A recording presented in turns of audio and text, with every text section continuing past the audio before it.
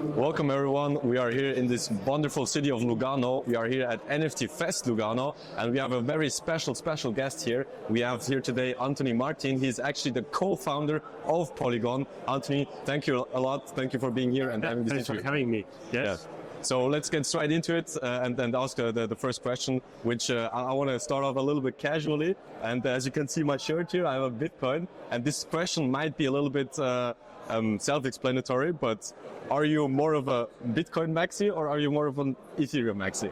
Well, I can say that I am a decentralized maxi, and which is what Bitcoin brought us. Maybe for me, if you ask me, the advantage of Ethereum is that you can run smart contracts on top of it, and as a developer, then it's more easy. That's also why it had so many adoption. But anyway, the technology that Bitcoin brought us, you can never forget. And I cannot define myself. Well, maybe I'm more Ethereum related, yes, but it's not that I am against Bitcoin or this system. Yes. Okay. So you've been the co-founder of Polygon from the beginning, right? And you've launched or built the product in Zug. You have the headquarters in Zug.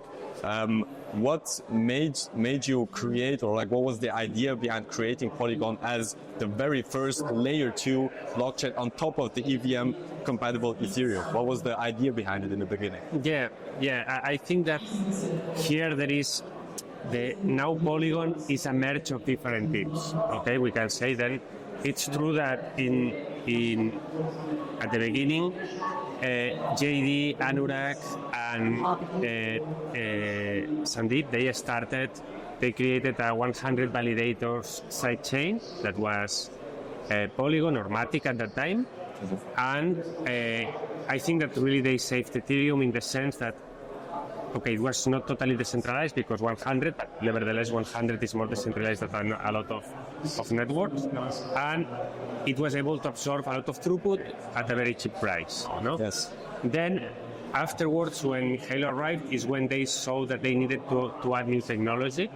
And in this sense, the zero knowledge proof. No? And here is where the team with Jordi, David and myself, that was Hermes, the Plonky team of Zero, that is Brenda and Daniel, and then Maiden, that is a ZKA VM solution from Robin, is when we came to place and we merged all these 4 teams, we can say. No?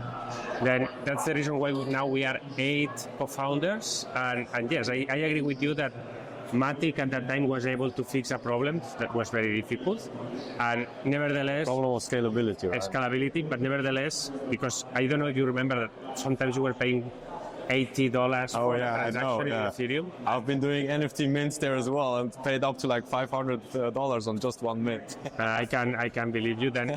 Crazy amounts and crazy things, and thanks to this we saw the path to fix this problem, and I think this was the good thing about Polygon, about Matic, and about all these different things. You said that the scalability and the price was the main reason there, and I've seen, we realized that in the beginning Polygon also had just a little fees, like some couple of cents, and now it's completely free. How did it change from being having some kind of transaction fees to now being completely free, having no transaction costs at all? Well, here, I mean, because we are subsidizing that, nevertheless it's also true that, and this is an internal discussion that we have, that there should be a price, because otherwise you can be totally swamped by scammers or these things. So then there should be a minimum price, but as I say, it should be a price that it will allow you to pay a coffee, because that should be a transaction, meaning that if you will spend whatever, one euro or 1 Swiss franc for you to pay in Polygon, it's residual. Then that's the aim. And yes, it's true that we have optimized so much the gas and we have so much volume that the price is almost zero or residual. Okay, nice. We've seen that last year we had Ethereum 2.0, and you've also been working for over a year on the roadmap of Polygon 2.0. Can you elaborate a little bit of how far have you come and where you stand right now in terms of the roadmap of 2.0, Polygon 2.0? Yes, I think that we were able to deliver the first ZKVM roll-up in the world. That's a big achievement. Exactly, that's what we named ZKVM. In Plonky 2, and Plonky 2 is deployed. Plonky 3 will arrive end of the year, and Maiden, it will be released in 1 year from now. Yes. And I think that also the optimal thing is that we have created this concept of the aggregation layer, where we have infinite liquidity and will allow us to interact between different chains.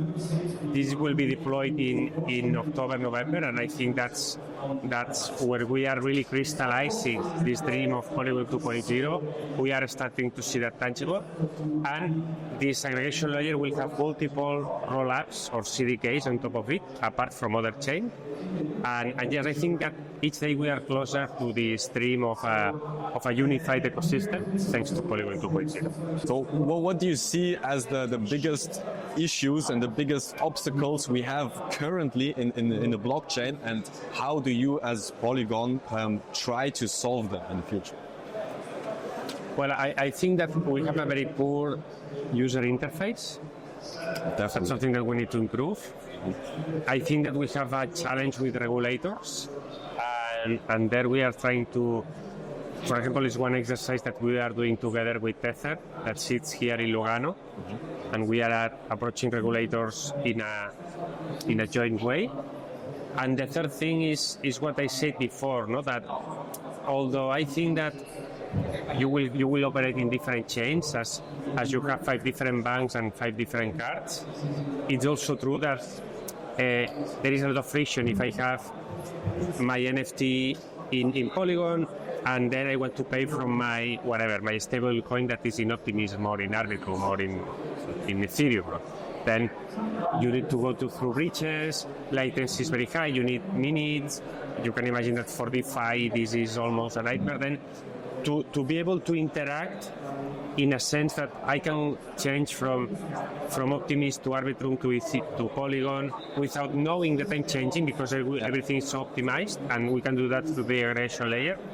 I think that will be also a game changer. So is it already possible now to bridge them right now, or is it a thing that's coming to the future? In November. But okay. Technically we are almost there. We are already testing internally, and I think this will unleash a lot of value, and we are ready to take that. All right, so big update coming in November. Make sure to check that out. Indeed. Of course, we've known Polygon for a long time. It's been one of the very first blockchains and the very first layer 2 blockchain on Ethereum. And my question here is, which lesser known feature that not a lot of people know, you think personally that is going to be important for the future? Well, I think that what we try to do in Polygon, and this is also something that all the teams that created this family or this platform we have in common, is to somehow we need to revert to the community, you know, and it's always about the community. Exactly, and to deliver a product, you know. And in this sense, obviously, now, for example, we are creating the aggregation layer that will benefit Polygon, but also will benefit all the other chains of Arbitrum, Optimism, Celo, whoever wants to join us, right? The sense that they will also benefit from this community. And the same, I don't know, yesterday we relaunched a Privado ID, that is our identity solution, or Polygon ID. Why? Because we think that this can become the identity for Web3, no? And with this, what I mean is that we can fight, and this is also something that I discuss sometimes with other chains or platforms, we can fight for this small pie, or we can try to make a pie as big as Lugano, and then there will be plenty of space for any one of us, no? And for sure we will have more than in this small pie, no? Then, for me, the important lesson is that we should think about this as a community, we are not yet in a mature market. We are still expanding. We need to be adopted mainstream, and I think we need to push together. Definitely, it's always about the community. We all need to push together towards that end goal that we so strive desperately, right? Yeah. You've been around, like the project of Polygon has been around for so long, and you've always been evolving, as we've seen with Polygon 2.0 as well. There are other layer 2 blockchains such as Arbitrum, Optimism, Base Chain from Coinbase, and now upcoming also will be Blast.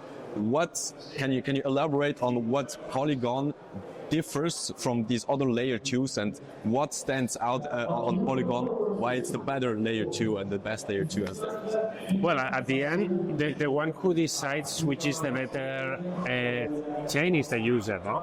And it's also true that each user has a different perception. What I can say is that for obvious reason, the CK proof is very, very secure, no? And it's totally trustless. Then we bet very hard on the technology, this privacy, and this fact that you don't need to rely on third parties. No? Then I think our technology is very outstanding. But as I said, maybe this doesn't mean that it's the best technology for all the use cases. No? I think it's applicable to a lot of use cases. Honestly, you ask me, of course, but I'm totally biased. But yes, our bet is to become the powerhouse of zero knowledge proof. I think we did that. We applied that to scalability and to privacy, which means identity, and we are in this process. Then from there, let's see what the user decides and how far we can go. You've been talking about zero proof here as well, zero knowledge proof. We see that ZK Sync is actually going to launch its mainnet on Monday, right? On this Monday. Can you talk a little bit about what differentiates Polygon's ZK rollups and ZK Sync's rollups? What's the difference behind it, especially in terms of the transaction scalability and so on? Well, I mean, I need to see it because so far, obviously, with this, what I mean is that with our teams, they haven't been able to do comparatives and to compare. I mean, once it's live. One thing that I want to see is how their prover works. I mean, so far we are the only platform with a CK prover, and well, let's see if they are able to deploy that, which it will be outstanding and great for the whole ecosystem. Mm-hmm. And then, yes, honestly, if now I cannot judge because I cannot compare. And for me, what I am curious is which is the ZK prover that they will present.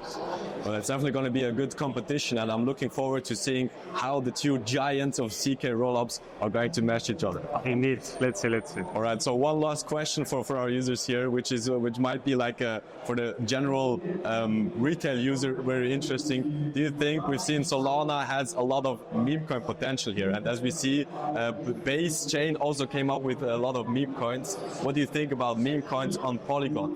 Do you think or do you want meme coins to be a thing on Polygon, or is that something that you're putting aside? No, definitely we want all the possible use cases on top of Polygon, and as in the past we were the main chain for NFTs. Yes. Obviously, I think we can bid for meme coins. It's true that this wave is coming from this side, but if you ask me, I think that to be sustainable on time, we will need bigger or more soundness use cases, no? As payments, loyalty programs, fan engagement, DeFi, obviously.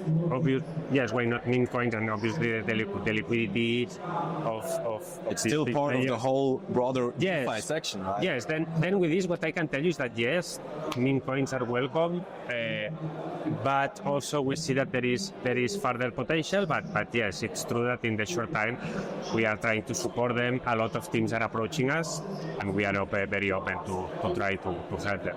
All right, so which one is your personal favorite meme coin then? If you want to share, of course. Well, in the past, I bought this Pepe, no? Pepe, oh yeah, do you still hold Pepe? Yes. Oh, perfect, very nice. And honestly, often my case is not each day I'm trading with that. But yes, I mean, there is so many of them. I mean, too many. You see almost hundreds of them, and yes, I think that it's funny, but for me, the potential of a meme coin to create, to correlate that with fan engagement, mm-hmm. I think that's very powerful and can help to create communities very loyal to projects. Yes. And this is the part of the meme coins that is really attracting me. For sure. Well, thanks a lot for this interview, Anthony. Make sure to follow Polygon's roadmap, Polygon 2.0. We heard it in November. We will see a big update coming up. Make sure to check that out. Anthony, thank you a lot for being here, for doing this interview. Thanks and to you guys make sure to follow our channel and make sure to stay on top. See you. Bye.